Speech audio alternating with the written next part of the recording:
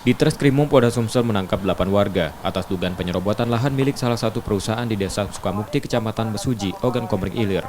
8 orang ini diduga melakukan provokasi pada warga lainnya untuk menguasai lahan yang bukan miliknya.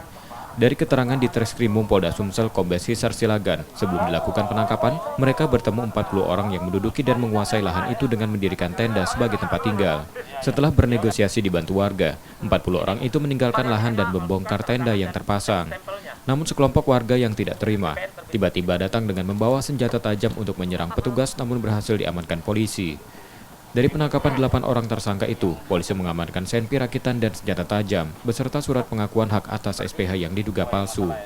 2 dari 8 orang tersangka telah memalsukan tanda tangan stempel basah pada SPH tersebut.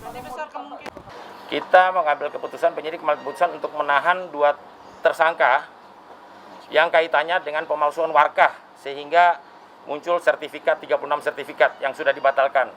Kemudian kelompok masyarakat yang menyerang petugas. Ada 6 tersangka, yang sisanya karena tidak ada kaitannya, setelah selesai pemeriksaan, kita tetap merupakan saksi, kita wajib lapor, dan kita pulangkan. Jadi kita menahan 8 tersangka dengan 2 kelompok perbuatan. Dari mobil yang menyerang kita temukan 2 senjata api rakitan, kemudian sajam. Kini 8 orang tersangka itu ditahan di tahanan Polda Sumsel untuk proses hukumnya dan polisi masih melakukan pengembangan kasus ini. Reski Oktora, Muklas Diferensial, Kompas TV, Palembang, Sumatera Selatan.